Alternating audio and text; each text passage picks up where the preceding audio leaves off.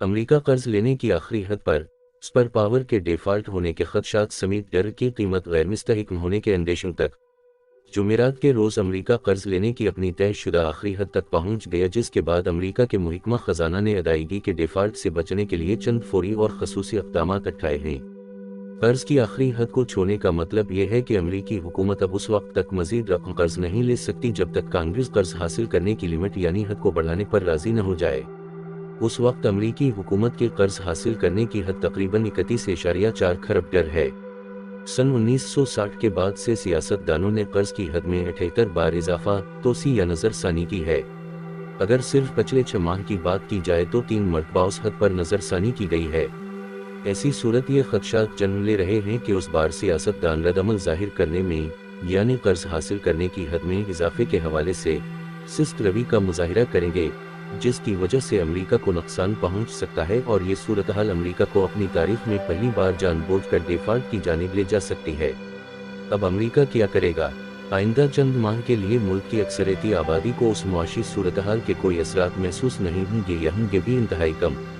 अमेरिकी महकमा खजाना कर्ज लेने की हद को तजावज़ करने से रोकने के लिए इक़दाम करके सूरत हाल को संभाल सकता है। माजी में उस सूरत हाल का तदारक यूं किया गया था कि वफाकी मुलाजमीन के रिटायरमेंट और हेल्थ बेनिफिट फंड्स में की जाने वाली सरमायाकारी को मुअत्तल कर दिया गया और फिर सूरत हाल में बेहतरी के बाद में उन फंड्स का दोबारा अजरा कर दिया गया। लेकिन उस मरतबा सूरत हाल थोड़ी मुख्तलिफ है क्योंकि कांग्रेस में मामलात गुज़श्ता 2 हफ्तों से तनाव का शिकार हैं, यानी उस वक्त से जब से रिपब्लिकन्स ने ऐवान नुमाइंदगान का कंट्रोल हासिल किया है और वो मुसलसल अखराजात में कमी का मुतालिबा कर रहे हैं। जनवरी 19 के एक खत में वजीर खजाना जेनेट येलेन ने कुछ इसी किस्म का ऐलान किया, यानी civil service retirement and disability fund के लिए 5 जून तक कर्ज जारी करने को मुअत्तल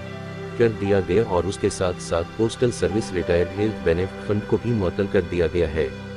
खत में मजीद कहा गया कि कानून के मुताबिक कर्ज की हद में इजाफा या उसके मुअत्तल होने के बाद उन दोनों फंड्स का दोबारा अजरा कर दिया जाएगा और ये कि रिटायर्ड और वफाकी मुलाजमीन उन इक़दामात से मुतासिर नहीं होंगे। लेकिन ताख़ीर की भी एक कीमत होती है। सन 2011 में उस मसले पर जो तातुल हवा था उसकी वजह से क्रेडिट रेटिंग एजेंसी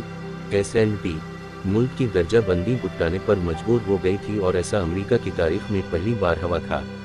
हुकूमती तज्ज़ियाकारों ने अंदाज़ा लगाया है कि उस साल ताख़ीर की वजह से अमेरिकी ट्रेजरी के लिए कर्ज लेने की शरह में कम अज़ कम 1.3 अरब अमेरिकी डॉलर का इजाफा हुआ क्योंकि सरमायाकारों ने गैर यकीनी सूरत हाल की वजह से ज़्यादा शरह सूद का मुतालिबा किया।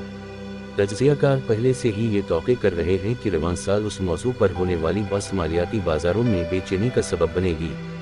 तो क्या इक़्तिसादी तबाही आएगी। येलेन का अंदाज़ा है कि खसूसी इक़दाम कम अज़ कम जून तक अमेरिका के लिए महलत हासिल कर सकते हैं, लेकिन उस वक्त तक हुकूमत अपने बिल अदा नहीं कर सकेगी। यही वो मंजरनामा है जिसे बहुत से तज्ज़ियाकार एक हक़ीक़ी मुआशी तबाही के तौर पर देखते हैं। अगर उससे बचना है तो बाज़ माहिरीन के मुताबिक हुकाम को डिफ़ॉल्ट से बचने के लिए हर मुमकिन कोशिश करनी होगी।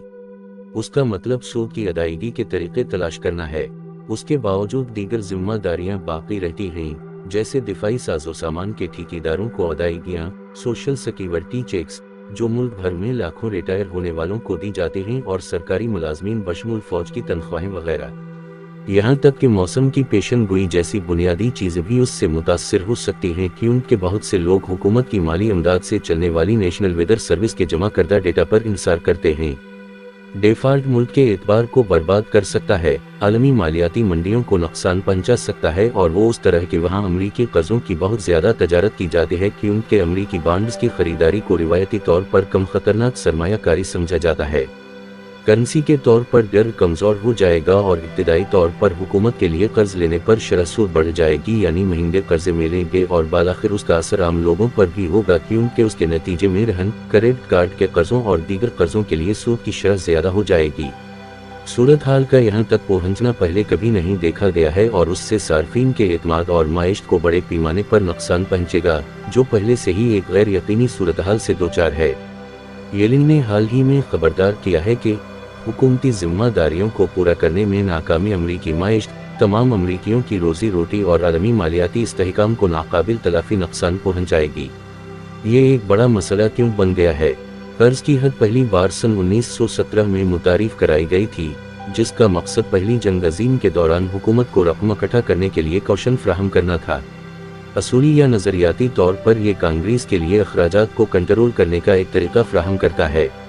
لیکن قرض کی زیادہ سے زیادہ حد کے متعلق رسا کشی وقت کے ساتھ نقصان دہ ہوتی گئی، کیونکہ اس کی وجہ سے سیاسی تقسیم اور امریکی قرض، جو ایک دہائی میں تقریباً دوگنا ہو گیا ہے، دونوں میں اضافہ ہوا۔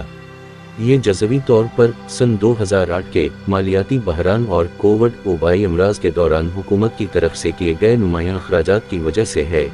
لیکن یہ اس کا نتیجہ بھی ہے کہ ملک سن 2001 سے مسلسل بجٹ خسارے میں چل رہا ہے اور یہ اپنی آمدن سے زیادہ خرچ کر رہا ہے، اور اب قرض کی حد امریکی سیاست میں مستقل طور پر سیاسی سودے بازی کی چپ بن گئی ہے۔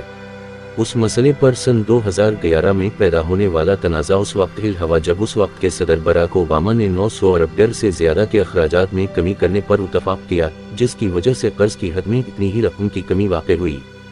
بعض ریپبلکن اس بار پھر اخراجات میں کٹوتیوں پر زور دے رہے ہیں، جسے ڈیموکریٹس نے مسترد کر دیا ہے۔